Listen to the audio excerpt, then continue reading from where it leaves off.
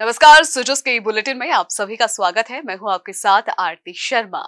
इस खास कार्यक्रम में हम आपके लिए लेकर आते हैं प्रदेश की महत्वपूर्ण खबरें और महत्वपूर्ण जानकारियां।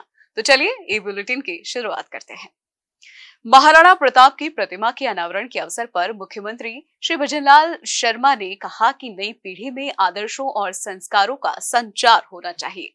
महाराणा प्रताप हमारे लिए प्रेरणा पुंज है, जिन्होंने सदैव सत्य, धर्म और राष्ट्रहित के मार्ग पर चलना सिखाया है। मुख्यमंत्री श्री भजनलाल शर्मा चित्तौड़गढ़ के भोपाल सागर में वीर शिरोमणि महाराणा प्रताप जयंती के अवसर पर मूर्ति अनावरण समारोह को संबोधित कर रहे थे। मुख्यमंत्री श्री भजनलाल शर्मा ने कहा कि मेवाड़ शक्ति, भक्ति, त्याग और तपस्या की भूमि है। उन्होंने कहा कि मेवाड़ की धरा स्वाभिमान और शौर्य की एक अमीट मिसाल है। इस भूमि पर आकर अत्यंत गर्व की अनुभूति होती है।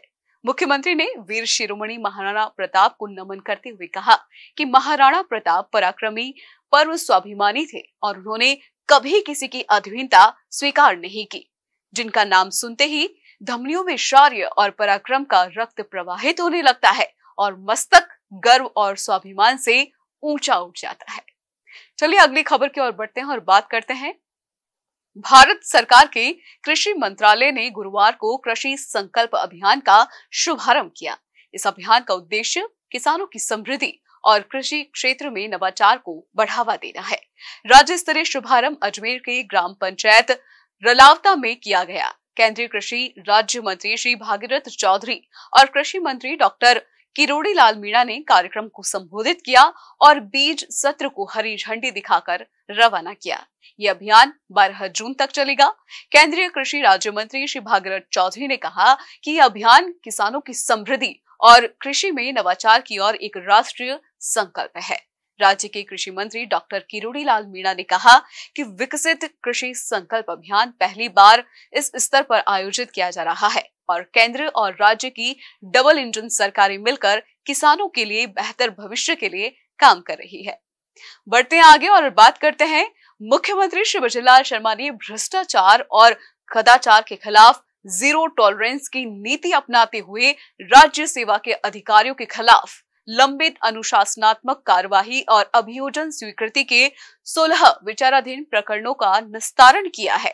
मुख्यमंत्री ने भ्रष्टाचार निवारण अधिनियम 2018 के तहत 5 प्रकरणों में अभियोजन स्वीकृति प्रदान की और धारा 17A के एक प्रकरण में विस्तृत जांच एवं अनुसंधान की अनुमति प्रदान की है। इसके अलावा कार्यस्थल पर महिला उत्पीड़न के एक प्रकरण में दोषी अधिकारी को सेवा से हटाया गया है और पद के दुरुपयोग के साथ राज्य सरकार को वित्तीय हानि पहुंचाने के एक प्रकरण में आरोपित अधिकारी को राजकीय सेवा से बर्खास्त किया गया है।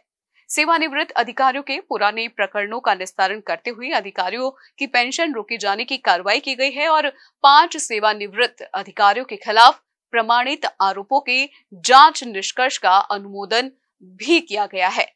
तो बढ़ते हैं आगे और बात करते हैं। राजस्थान सरकार अहिल्याबाई होलकर की 300वीं जयंती के उपलक्ष्य में महिला सशक्तिकरण को समर्पित कार्यक्रम आयोजित करने जा रही है।